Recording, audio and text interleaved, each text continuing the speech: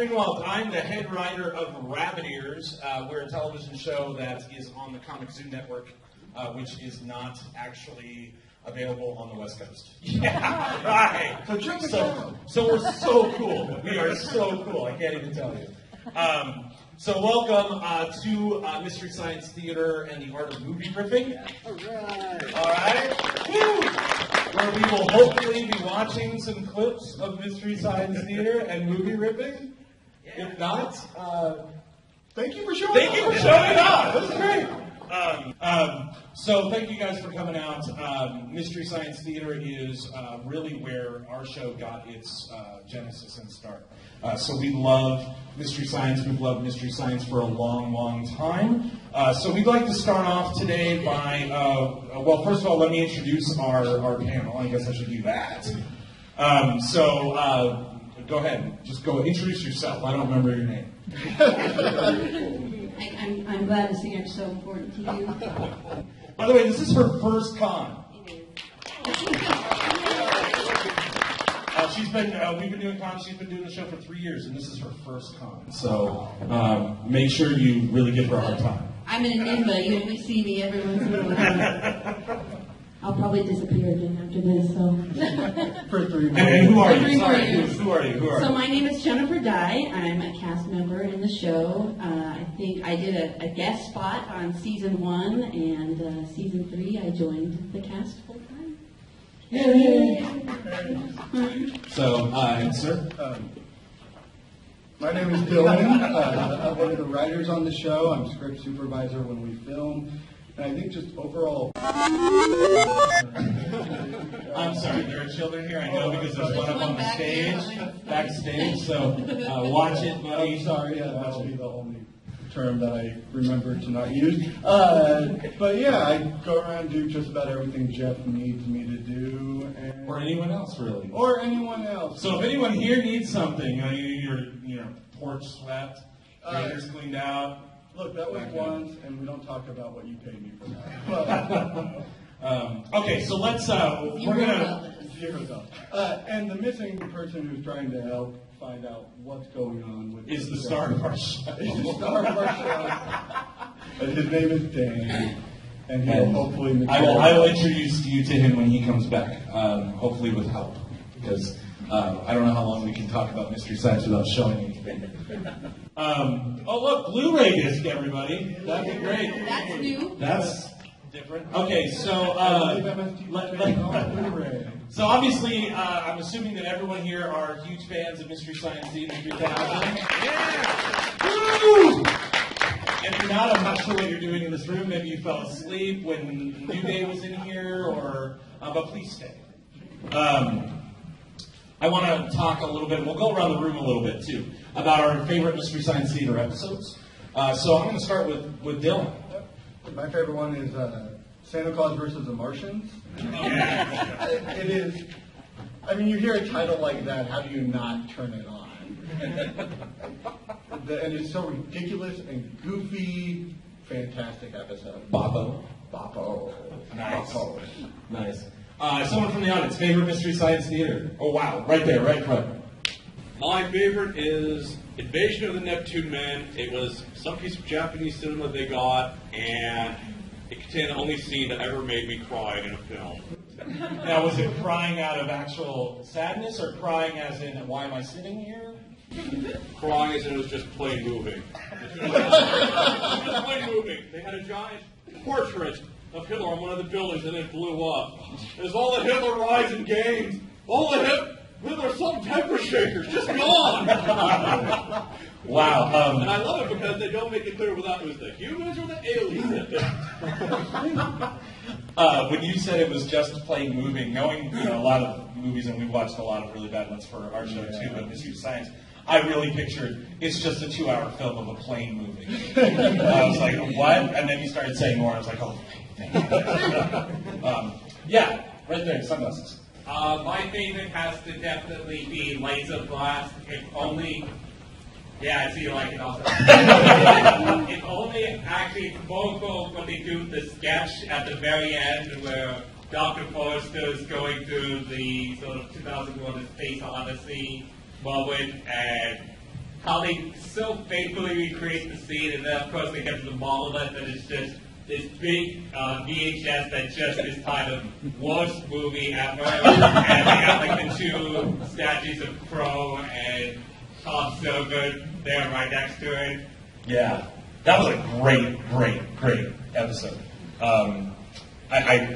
That's that era. I know a lot of the stuff that they did. For those who don't know Laser Blast, like what? Who doesn't know it? But it was like this '80s really bad action sci-fi movie, and that era of film for me too is one of my favorite things to watch them do. Yeah, right in the front. My personal favorite one was The Day the Earth Froze. And it takes place in Norway or something, but they make a bunch of stereotype jokes about Norwegian people. It's just... And that was your favorite? Yeah. So long. Never get enough Norwegian. I see where he gets it now. That's great. What's your favorite? So my favorite would have to be Soul Taker. It was a horror movie that was actually co-written by the female lead in the film, and she's pretty equally terrible at both. Yes, new levels of terrible. Yeah, right there. Overdrawn at the memory bank. Yes, Overdrawn at the Memory Bank. The PBS TV movie with Raul Julia. Yeah. And it's a takeoff on Casablanca, and they make the comment, never reference a great movie in your horrible movie. I was just going to say that. That was like the best case of you have this amazing movie that to just remind people, that's what a good movie looked like. Okay. Yeah, that was a great one. On video, like it's not even a film, it's like on video, you can see like the rippling in it some places, and oh my gosh, yeah, that is brilliant. Yeah, right there in the scarf. Probably one of my favorite episodes is Castle of Fu Manchu. One of the worst original movies. That was so hard to watch. Castle of Fu Manchu. But it was great with Joel and the bots. Yeah. It had a joke that I think about when every time I see a movie that has really bad lighting. There's a joke in there where they're like, Joel, I can't watch this. I mean, I can't see it. That's great. Yeah. Moon Beast. I don't know Moon Beast. You stumped me. Why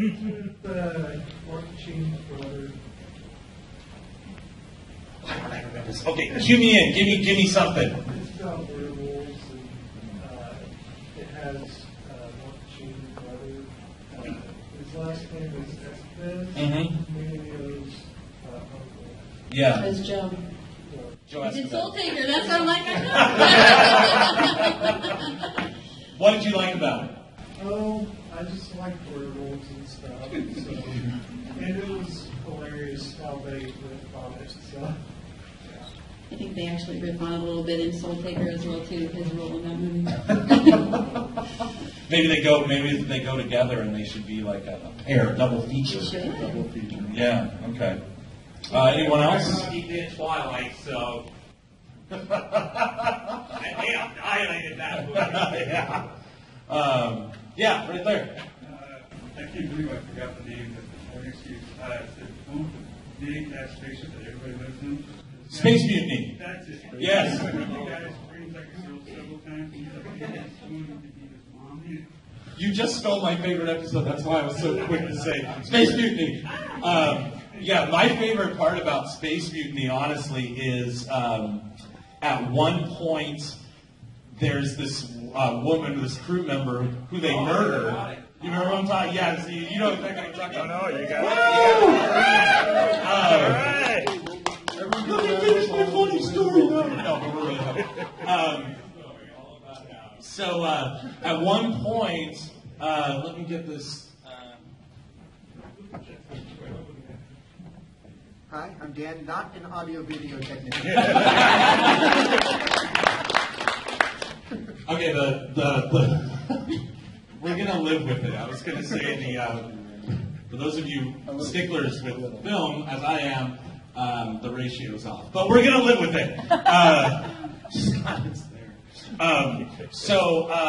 This woman, this crew member, getting back to Space Mutiny, sorry, but she gets murdered in this club, and then like 2 scenes later, she's in the background on the bridge of the ship, and the bots say, "Look alive there! Oh, too soon?" And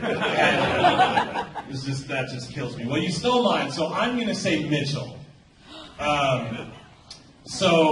Joe Don Baker as a washed-up 70s detective who just seems to always just be drinking beer.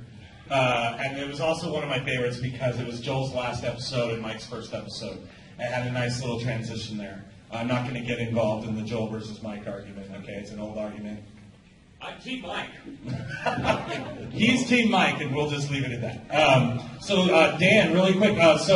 We sort of introduced you, but go ahead and introduce yourself. Oh, I'm Dan. My name is Joe. No, I'm Dan. I've been with Rabbit Ears for since the beginning. I kind of helped come up with the concept for the show. I'm one of the actors in it. And I do a lot of voiceover work. So if you see in the show, there's a lot of different character voices and impressions that are done, and I do a lot of those. So it's a little bit of... And what is your favorite Mystery Science Theater episode? Gamera. No, it's... Yeah. Yes. Gamera. Yeah. And why? Because I like turtles. I was waiting for something that really had nothing to do with the movie Gamera. I know him too well. He does like turtles. Yeah. He's not making that up. Who knows the Gamera theme song? Yeah? I know a variation of it. It goes like this. Gamera, Gamera, he would take kids through his car. Please don't tell on Gamera. I know what sticks in my head is the Gamera, and he is very neat. He is made of turtle meat. Gamera. So it's just My child picture is here. yeah. Okay, so we got this running now. So are you guys ready to watch a really crappy movie? Yeah! All right. Video going. Let's do this. So, real quick, we did want to talk about a few different ways of riffing movies. The first, I'm out of order now, but first one to talk about that is Jennifer. So, Jen, you want to hit up the first one? Sure, so we're going to talk a little bit about riffing in character. Because on our show, each of us has, our characters have distinct personality traits that show up in the riffing as well, too. So it's not just you doing it, it's going to be your character who's doing it as well, too. So a lot of times during the show, we'll have running gags going where different cast members will also include that in their riffing, or they'll reference something that we've done on sort of the sitcom side of the show. We'll be interacting with each other and joking with each other about the different things that are going on in the show. So it's a ton of fun. I know oftentimes I'll get a script and I'll be looking it over and it'll be like, okay, your character is doing this as the person in the movie, or your character is doing an impression of somebody that I personally know outside of the show to give a reference point to it. So it's a lot of fun, and it gives a kind of a different perspective on riffing in general. So we have a short minute clip on that just to give you an idea.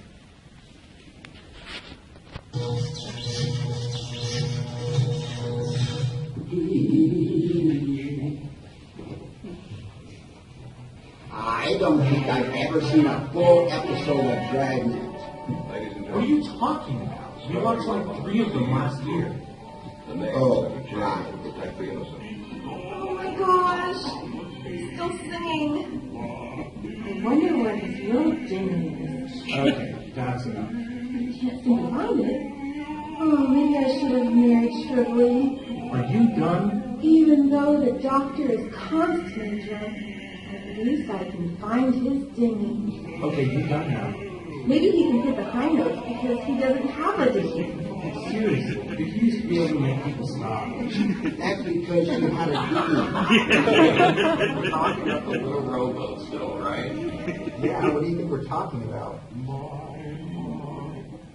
Oliver, Won't remember anything. He just wants some more. Always assuming that we managed to get away with the show. So we have all these strange, freaky dudes, but one of their names is Oliver? What is going on?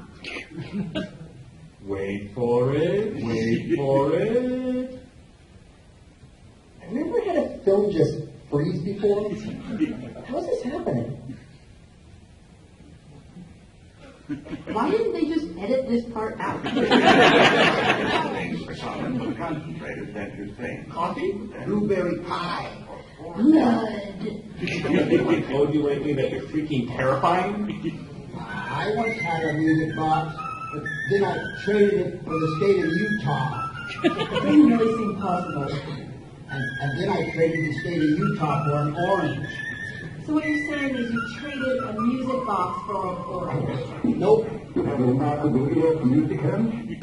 So one of the other things that we do, that we've toyed with is, and they do this on MST as well, to some extent, but we've really maybe gone nuclear on this, is doing celebrity impressions. We do a lot of celebrity impressions, especially if, name one is, if they're in the movie. Bela Lugosi. So if there's actually one of my favorite moments. We were doing Bela Lugosi, and there's a moment where there's fire in front of him, and I got to sing it. I fell into a burning ring of fire. I end up with a lot of the impression lines. My favorite is Columbo. Do Columbo. Say something ridiculous as Columbo. It's Columbo. Let's see. What's something else? The Starfish Aliens. We were doing that alien movie. What was? No, I'm jumping into Mickey Mouse. I better just. Oh, I can't wait for them to bring that into a public domain. Let's see, Columbo. Now I'm jumping into another character now. I like his Columbo. We'll just stick it at that. And in a very straight way. I just want to. Anyway, here's a minute or so clip here about impressions, mostly by this guy. I can't wait to get this party started. I made that hat. If you ever find yourself in a Viking bar, don't play with the pinball machine. I'm Deborah. I remember when I was an angel. Screwed that up. Well, it beats sleeping in a burning bed, I guess. It's grimy. Oh, God, bless you. Be sure they gotta go to my mind, little kid coming to kill her. I prefer grown men from my church. It's a free flusher. Let me try my exit again. Pretty lady. Has anyone seen my keys? I'm just looking for my keys here. Hey, Dan, we're almost out of here. Do this like Holmes. Really? Okay. I saw Susie sitting in the shoe shine shop. Where she sits, she shines, and where she shines, she sits. And this? How can a crab in a cream can? One of his favorite things to do is give me a script with just some random person in it and say, do it. Yeah. The third and final one we have as an example is, and I love this one, we don't do it as often as I'd like, but it's easy to overkill, is subtitles and sound effects. Dylan's going to talk a bit about that, and then we have a minute clip on that real quick. Yeah, one of the great things about... I'm not on? Am I now? Okay. One of the great things about the show... I'm not fixing that. Please, Dan.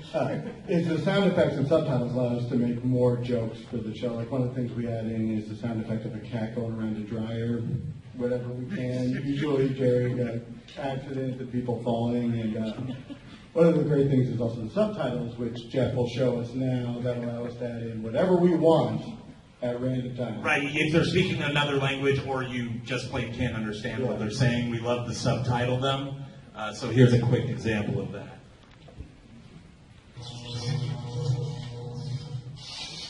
Song time.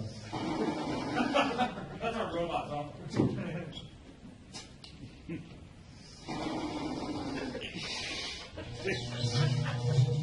Thanks for the ride, Mr. Grace. Sure thing, Tim. Would you look for the back ends? Want to hear a funny one, Halloween? Over to the island, the fellow stopped me at a coconut tree and he said I hadn't had a bite for 3 days. You know what I did? I did him. What did he say? Oh, cansado, colado, no le tengo.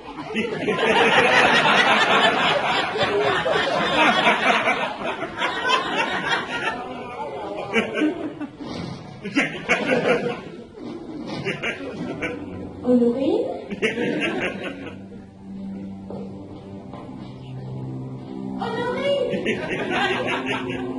I don't want to say my wife is exactly fat. All I know is she bent over a pair of shoelaces and somebody threw a sample over them. What happened? What happened? She came in second and paid $6.80. You know, marriage is like a warm bath. Once you get used to it, it's not so hot. How you take my wife? Please. And I thought she was your sister. You thought she was me.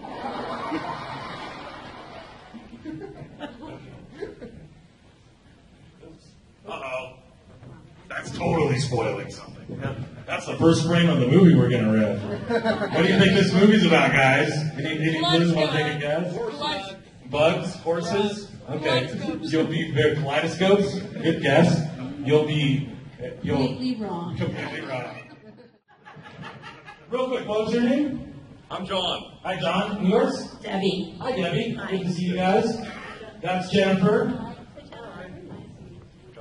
Now, this is going to sound so stupid when I say this to you. I'm not going to tell you anything about this movie, even though you've seen pieces of it. No, but I'm not going to tell you guys anything about it. I'm just going to tell you the title and the length, okay? The title is, the length is 3 minutes and 30 seconds, roughly. And the title is Consuming Women. All right, here we go. Things exist. Discontinue use and notify a doctor if your kaleidoscope vision lasts longer than 4 hours.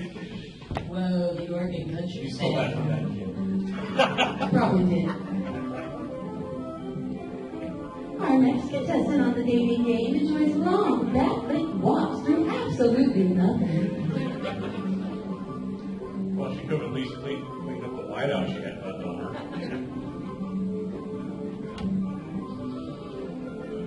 Eyes up here. Eyes wide. All right, we're done! I can do a time step best. She's single and fun. And also enjoys having seizures.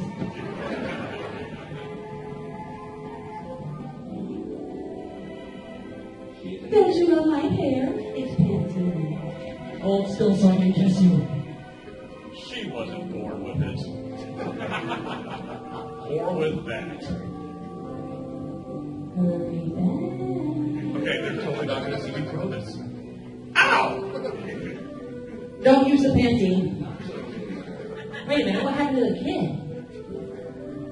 Who cares? How to murder everyone around you. We're done. She has one job. Soon none. One tasty Mushu child. I swear, if you ever tell anyone what Mommy did, you'll never get out of the pen. She has many children. I thought I told you to stay in the car. God, yes, give her the basement again. Oh, the kid's back. Good. Even has grandchildren. Tasty, affordable grandchildren. See? Grandkids are ready.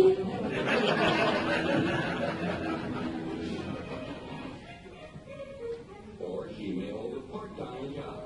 Typing is hard. Explains the whiteout on the dress. Yeah, it always does. Or she works What do you want? Answering his phone is I hard. plead freely. Is this guy here?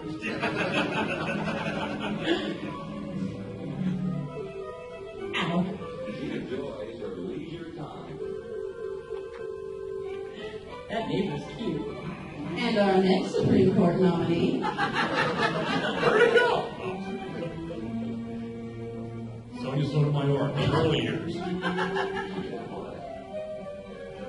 Honey, you're supposed to hit the pins, not the camera. Rats. I'm sorry, this is for standing taxis only? So they're crawling if they're on four wheels?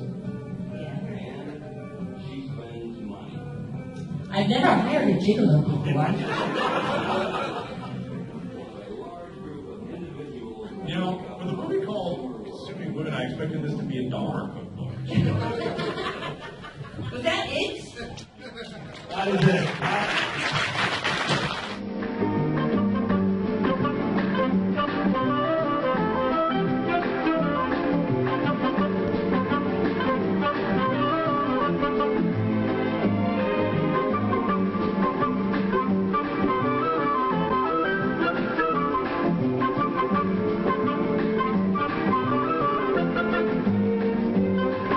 We're just going to wait.